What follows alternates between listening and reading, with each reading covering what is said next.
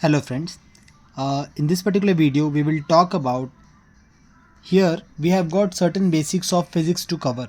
In my previous video I have already explained certain things about chemistry so that in the next academic year students who are opting for chemistry जो 10th पास कर रहे हैं 11th में जा रहे हैं they should have some sort of interest about chemistry. Similarly in this particular video I'll be talking more and more about physics. Physics के basics के बारे में जो भी हम इंफॉर्मेशन अभी शेयर कर सकते हैं before we go into the actual syllabus. Now let's start with this. Subject is physics.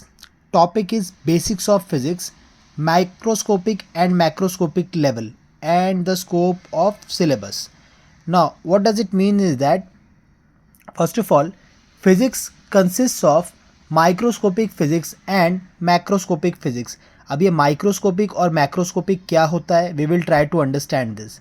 First of all, microscopic level. Microscope ये वर्ड आपने सुना होगा during your bio lectures. Microscopic का मतलब होता है बहुत ही छोटे लेवल पे. Now when we talk about microscopic level we have atoms, molecules, nucleus and many more. These topics they come under quantum physics. Physics का एक सब टाइप है, शायद आपने नाम सुना होगा, शायद नहीं सुना होगा. दिस सब topic is called as quantum physics. Later on will have more and more videos on this. इसके अंदर बहुत सारे टॉपिक्स हैं जिस पे हम डिटेल में बात करेंगे. Now moving on to the next topic we have here is macroscopic level. Microscopic यानी बहुत ही छोटे लेवल पे. Now we have got macroscopic level which is the bigger level. Macroscopic वो चीज़ें होती हैं जिसको आप नॉर्मल आई से देख सकते हो. माइक्रोस्कोपिक लेवल पे देखने के लिए आपको माइक्रोस्कोप की यूज़ लगती है. The macroscopic level physics deals with mechanics, electrodynamics, optics, thermodynamics. They all come under classical physics. ना फिजिक्स का एक ब्रांच है जिसे हम क्लासिकल फिजिक्स कहते हैं जिसमें ये सारी चीज़ें आती हैं. ना लेट मी टेल यू, ये सब अपने आप में बहुत ही वास्ट टॉपिक्स हैं. इन सब के अंदर कई सारे सब टॉपिक्स हैं जिसको डिटेल में कवर करने में बहुत सारे वीडियोस लगेंगे. So we will go there accordingly. जिन लोगों को फिजिक्स में इंटरेस्ट होगा उन लोगों से मेरी अपील है कि आप इन टॉपिक्स के बारे में ज़्यादा से ज़्यादा एक्सप्लोर करो कि मैकेनिक्स क्या होता है, इलेक्ट्रोडायनेमिक्स क्या होता है, इसका यूज़ कैसे होता है. Now moving on to the next. इसमें से अगर हम देखते हैं शॉर्ट में थोड़ा समझने के लिए, then we have got mechanics. What does it mean in mechanics? Mechanics means Newton's law of motions will be applicable over here. Universal law of gravitation. Newton's law of motions हम study करेंगे बाद में. Universal law of gravitation मिलेगा हमें. And many more I have said because सबके नाम एक साथ एक ही पेज पे कवर कर पाना, एक्सप्लेन कर पाना एक ही वीडियो में नेक्स्ट टू इम्पॉसिबल है. So we will try and cover them slowly step by step. Now, the next one we have here is that electrodynamics. Electrodynamics में क्या आता है? Electrodynamics में we have got electric and magnetic field. You have heard these terms in your lower classes, electric and magnetic field. Apart from that, you have also heard about certain scientist name. कुछ scientist का नाम है जिन्होंने इस field में बहुत ही important contribution दिया है. They are Coulomb, Ampere, Faraday, Oersted. Oersted experiment आपने पढ़ा होगा इनके बारे में. अगर आपने मेरा प्रीवियस वीडियो देखा है इलेक्ट्रोमैग्नेटिक इंडक्शंस, इलेक्ट्रिक मोटर और जनरेटर के बारे में, देयर ओर्स्टेड और फैराडे के कॉन्सेप्ट्स यूज़ में आते हैं. अभी मैंने इनके बारे में डिस्कस नहीं किया because those laws need special videos for them. So I'll do it in future. Next, we have is optics. Again, a very big branch of physics called as optics. Optics generally deal करता है phenomena of light से. आप में से जो लोग optics ये नाम नहीं जानते हैं, अगर आप कभी अपने लिए चश्मा बनवाने जाते हैं, अगर किसी की आंखों में नंबर है या कोई ऐसा डिफेक्ट है जिसके लिए डॉक्टर ने उन्हें चश्मा पहनने कहा है, दे माइट हैव हर्ड कि ऑप्टिक्स ये नाम हर जो स्पेक्स बनाने वाले शॉपकीपर्स होते हैं वो अपने शॉप के बाहर ऑप्टिक्स वर्ड यूज़ करते हैं. It deals with phenomena of light, telescope, microscope, colours and many more. Now this is a very vast topic. इसमें कई सारे लॉज हैं, कई सारे माइन्यूट डिटेल्स हैं, even related to our universe. So इसको अगेन हम डिटेल में पढ़ेंगे बाद में. Next topic is thermodynamics. When I talk about thermodynamics दो वर्ड का कॉम्बिनेशन है. Thermo generally means heat and dynamics means change of heat. Temperature वगैरह जो चेंज होता है उससे रिलेटेड है ना. One more confusion I want to clear. Heat and temperature are two different things.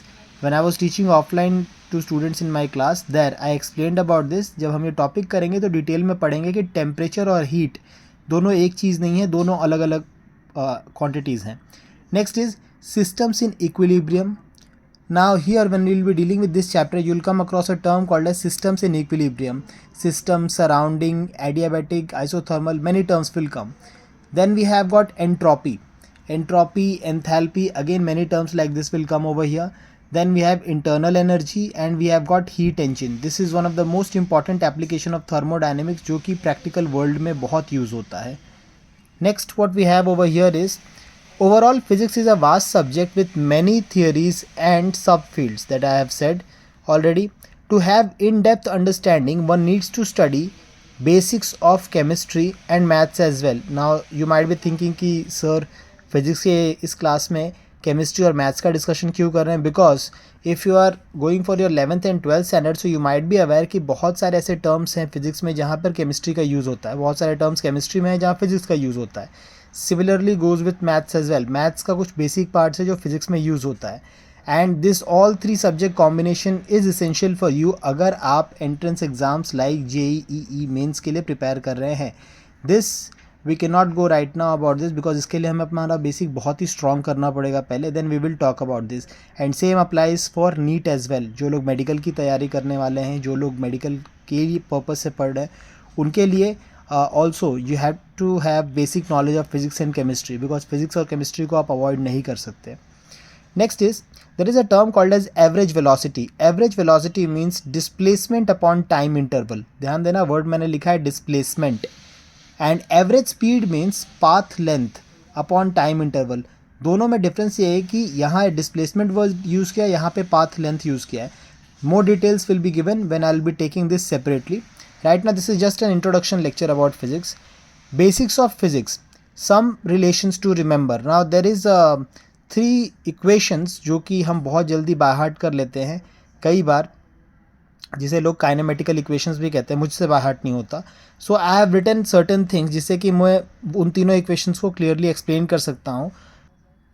Now here the first equation is final velocity equal initial velocity plus uniform acceleration into time. कोई भी object जब move करना start करता है तो उसका जो starting velocity होता है वो उसका इनिशियल वेलोसिटी है. Then that object has final velocity. Next is displacement equals initial velocity into time. Initial velocity multiply by time plus acceleration into time का square divided by 2. When you add both this terms you get displacement. And the third term comes into picture is final velocity. Final velocity equals initial velocity का square plus 2 multiply by acceleration into displacement. वो 3 equation जो हम by heart करते हैं, उन तीनों equation को by heart करने के बजाय अगर हम ये सारे टर्म्स आपस में समझ लें कि इनका क्या कॉम्बिनेशन है एक दूसरे से, things will become very very easy. Right now I have just mention the terms in front of you. Next class में जब भी हम इस पर्टिकुलर टॉपिक के लिए अलग से क्लास लेंगे तो उसमें I will try and explain you each and every term in detail कि ये इक्वेशंस कैसे बनते हैं, कहाँ से आते हैं and all. Next, in upcoming videos we will try to understand differential and integral as well. Now this is core of mathematics. जो लोग 11th और 12th साइंस में साइंस स्ट्रीम से जा रहे हैं उनमें जब मैथ सब्जेक्ट आपको आता है तो this is the core of that. Differential and integrals ये दोनों ही कैलकुलस के पार्ट हैं. कैलकुलस अपने आप में बहुत ही वास्ट सब्जेक्ट है जिसको समझने के लिए बहुत सारे वीडियोस लगेंगे. सो आई होप आपको अगर चैनल अच्छा लग रहा है, आप लाइक और सब्सक्राइब कर रहे हैं, तो our journey yours and minds will continue and we will try to cover up as many topics as possible. Next is vectors. Vectors means magnitude and direction. So now what we have over here is vectors gives magnitude and direction. Scalars has only magnitude. Now जब हम vectors और scalars topic cover करेंगे तब vectors में magnitude और direction दोनों आएंगे, scalars में सिर्फ magnitude आएगा. Next हमारे पास है अगला जो टॉपिक है वो है प्रोजेक्टाइल मोशन. प्रोजेक्टाइल मोशन में क्या होता है? Objects in flight after being thrown. किसी भी ऑब्जेक्ट को उठाकर अगर आप आगे ऐसे फेंकते हो तो जो ऑब्जेक्ट फ्लाइट मोड में चला जाता है. फ्लाइट मोड का इन द सेंस आपके फ़ोन को फ्लाइट मोड में नहीं डालना है. फ्लाइट मोड का मतलब होता है कि अगर ऑब्जेक्ट हवा में है उससे हम कहते हैं फ्लाइट. ना this example can be understood by, football को अगर कोई किक करता है या अगर एक क्रिकेट खेलते हुए बॉल को हिट करते हैं और बॉल हवा में जाती है, तो वो जो मोशन परफॉर्म होता है उस मोशन को प्रोजेक्टाइल मोशन कहते हैं। नेक्स्ट हमारे पास टॉपिक है uniform circular motion. Uniform circular motion क्या है? Object follow circular path. Object जो होता है वो एक सर्कुलर पाथ फॉलो कर रहा है विथ कॉन्स्टेंट स्पीड।